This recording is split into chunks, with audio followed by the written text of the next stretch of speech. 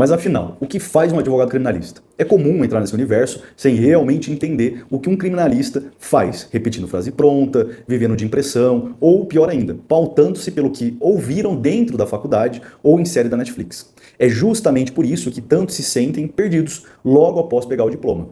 Apaixonados por direito penal, encantados pelo processo penal, mas sem clareza sobre como, de fato, funciona essa atuação no dia a dia. E não se engane, essa falta de clareza cobra um preço alto quando chega o primeiro cliente. Um advogado criminalista não vive apenas de júri ou de grandes operações, como muitos imaginam. Ele pode se especializar em nichos extremamente específicos, desde execução penal, que exige sim profundo conhecimento das nuances de progressão de regime, falta grave, cálculo de pena, até áreas como crimes financeiros, compliance, delitos ambientais ou infrações tecnológicas. Cada nicho demanda estudo, planejamento e sensibilidade. E claro, há também aqueles criminalistas que preferem uma atuação mais ampla, lidando desde um flagrante na delegacia até a fase de execução, acompanhando o cliente do início ao fim, enfrentando cada etapa com postura correta. Porque sim, quem é criminalista que atua de verdade sabe que a sua responsabilidade começa na delegacia, muitas vezes no calor de um flagrante, naquele clima tenso de uma madrugada qualquer. Depois, segue então para a audiência de custódia, percorre a fase de conhecimento, enfrenta laudos, oitivas, incidentes, nulidades, debates orais, memoriais e encerra, quando encerra, na execução penal. Tudo isso exige um elemento essencial, que é um pensamento defensivo, sólido, técnico e consciente. Não basta gostar da área, é preciso saber por que você está ali, qual é a melhor estratégia possível para aquele cliente, naquele caso, naquele momento. E para ajustar a sua percepção é fundamental entender que o advogado criminalista não atua apenas defendendo quem é acusado. Ele também pode ser assistente de acusação, quando representa a vítima em crimes de ação penal pública. Pode também atuar em queixa-crime, nos delitos de ação penal privada. O criminalista sabe transitar entre essas possibilidades, com consistência, porque entende que a sua função não é proteger bandido, como alguns desinformados insistem em repetir, mas sim resguardar direitos, garantir um processo penal justo, proteger princípios constitucionais e assegurar que nenhum cidadão, seja ele culpado ou inocente, seja atropelado pelo Estado. Essa é, inclusive, uma das razões pelas quais quem critica a advocacia criminal revela sem perceber a sua própria ignorância sobre o funcionamento mínimo de um Estado democrático de direito. A verdade é que muitos profissionais passam pelas mesmas provações. Comentários maldosos, julgamentos precipitados, ataques velados ou nem tanto nas redes sociais, e com o tempo você aprende não só a conviver com isso, mas a se posicionar, a fazer com que respeitem a sua atuação. Os criminalistas que eu acompanho diariamente relatam exatamente essa realidade. Críticas gratuitas, suposições distorcidas e a necessidade constante de explicar que defender direitos não é compactuar com o crime, mas sim cumprir o papel que sustenta o sistema de justiça. Por isso, entenda desde já, a sua credibilidade não nasce do que dizem sobre você, mas da forma com que você entrega o seu resultado, da postura com que conduz um caso e da retidão que assume cada responsabilidade profissional. Seguindo, é preciso compreender que dentro da advocacia criminal não existe espaço para atuar no improviso.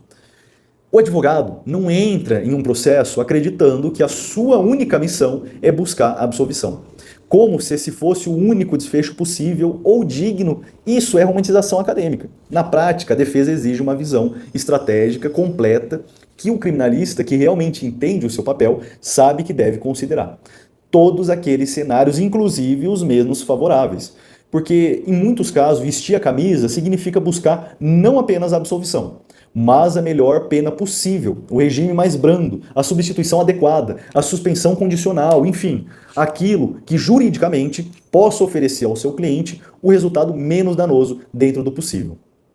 É aqui que entra o famoso princípio da eventualidade, aquele que, inexplicavelmente, muitos estudantes e recém-formados ignoram. O criminalista precisa trabalhar com teses principais, e teses também subsidiárias. Isso começa desde a escolha da peça. Quando você elabora uma resposta à acusação, por exemplo, não é ali que vai despejar todas as suas teses imagináveis. Essa peça tem a função específica, demonstrar a possibilidade de absolvição sumária com base no artigo 397 do CPP. Você não vai pedir diminuição de pena, afastamento de agravante, reconhecimento de tentativa, nada disso. Ali você apresenta o que pode encerrar o processo imediatamente, seja por excludente de licitude, atipicidade, ausência de justa causa ou causa extintiva de punibilidade.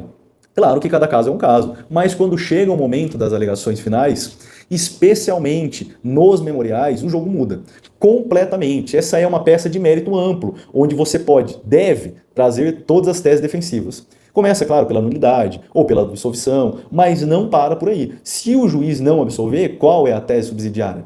Há atenuantes possíveis? Existe causa de diminuição aplicável? É viável discutir o regime inicial da pena? Há espaço para substituição por restritivas de direitos? Você precisa antecipar cada pergunta que o juiz pode fazer ao sentenciar, porque uma defesa completa não termina quando você esgota a tese principal, mas quando você fecha todas as portas que poderiam prejudicar o seu cliente. E por mais surpreendente que pareça, muitos candidatos à OAB tropeçam justamente nesse ponto.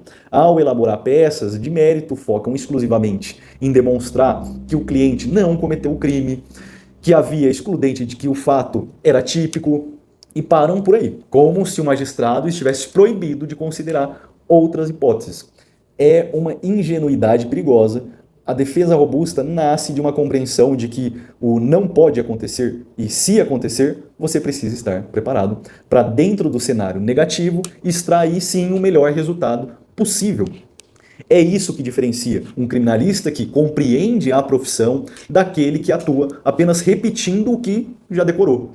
Essa maturidade técnica de reconhecer teses possíveis, entender o sistema acusatório e saber manejar o mérito com inteligência só se constrói com estudo constante, prática e atenção à lógica do processo. E é justamente essa lógica que conduz o criminalista experiente. Reconhecer qual tese tem mais força, qual tese é apenas alternativa, qual delas pode salvar o cliente de um regime fechado, qual pode evitar a reincidência, qual pode reduzir meses ou anos do cumprimento de pena. Isso não é detalhe, é a sua função. O cliente não te procura para discursos idealistas, mas para aquele planejamento concreto. Agora, antes de avançar, é importante que você entenda a diferença estrutural entre preliminares e mérito, porque esse é outro ponto onde infelizmente muitos se perdem. Em alegações finais, por memoriais, por exemplo, não saber separar essas duas esferas é praticamente um convite para entregar uma defesa confusa, mal organizada e, consequentemente, menos efetiva. Preliminar é aquilo que antecede o exame do mérito e pode, inclusive, inviabilizar a continuidade do processo. Nulidade, ausência de pressupostos processuais, vício formal, cerceamento de defesa. Já o mérito envolve o enfrentamento direto da imputação, a análise das provas, das circunstâncias e das teses que impactam o resultado final. Absolvição ou condenação.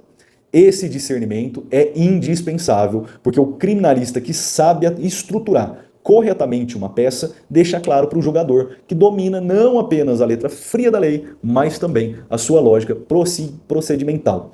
E isso, acredite, pesa. O magistrado reconhece quando está diante de uma defesa bem construída, que respeita a técnica, que sabe priorizar argumentos e que não confunde frases. Da mesma forma, ele percebe quando alguém está apenas juntando frases previamente decoradas, sem entender o papel de cada parte da peça, e num cenário onde cada detalhe pode influenciar o resultado final, você não pode correr o risco de ser percebido como alguém despreparado. Essa organização técnica também impacta diretamente a sua atuação do dia a dia. O advogado criminalista precisa ter uma leitura jurídica apurada para identificar, por exemplo, se determinada prova é ilícita, se houve desrespeito ao contraditório, se uma oitiva foi conduzida de forma irregular, se existe vício na cadeia de custódia. Esses elementos aparentemente pequenos podem sustentar uma nulidade ou fortalecer o pedido de absolvição. Porém, só percebe isso quem já está habituado a ler, com cuidado, revisar atos processuais, checar detalhes e manter a mente aberta durante todo o andamento do processo. Nada aqui é intuitivo, tudo é técnica. E é nesse ponto que encontram a maior dificuldade, entender que a advocacia criminal não perdoa a superficialidade. Não basta gostar de penal ou achar que tem vocação para argumentar. É necessário desenvolver método, disciplina e uma postura constante de vigilância. A análise processual exige que você saiba que procurar e por que procurar exige que você identifique com precisão quando existe margem para nulidade e quando ela deve ser afastada.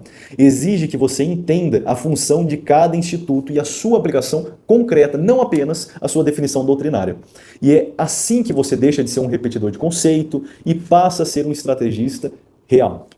E é claro, tudo isso depende de estudo. Sério, não aquele estudo preguiçoso, feito às pressas, mas um estudo que gera compreensão. O advogado que cresce na profissão é aquele que revisa modelos, acompanha jurisprudência, lê doutrina com frequência, observa decisões recentes, entende como cada tribunal pensa e sabe onde aquela tese tem ou não tem chance de prosperar. É cansativo? É, mas também é exatamente por isso que tão poucos fazem bem feito. O estudo constante não é um diferencial, é o requisito mínimo. Sem ele, você fica sempre um passo atrás. E no processo penal, quem chega atrasado leva o pior resultado. Por isso, entenda que crescer na advocacia criminal é resultado direto da combinação entre estudo sério, análise precisa e atuação consistente. O criminalista que entrega o resultado é aquele que dedica, que aprende, que cada caso, que sabe onde buscar conhecimento e que mantém a mente aberta para a lógica prática do processo penal. É assim que você constrói maturidade, técnica e segurança, desenvolvendo a capacidade de enxergar possibilidades onde outros só veem obstáculos.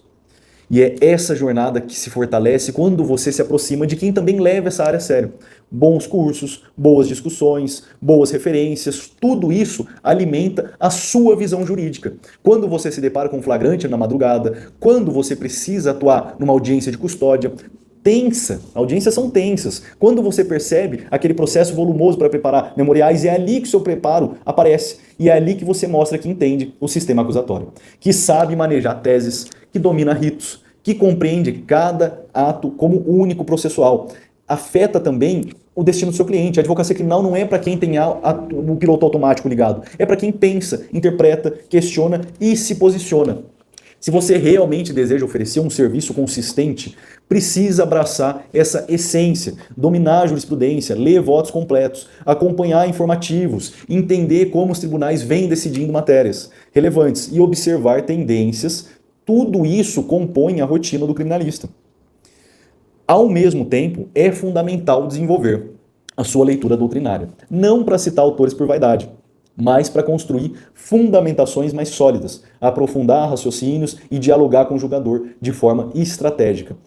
Muitos magistrados têm obras publicadas e conhecê-las, ainda que parcialmente, demonstra cuidado, respeito e preparo. É o tipo de detalhe que, somado aos outros, fortalece a sua credibilidade.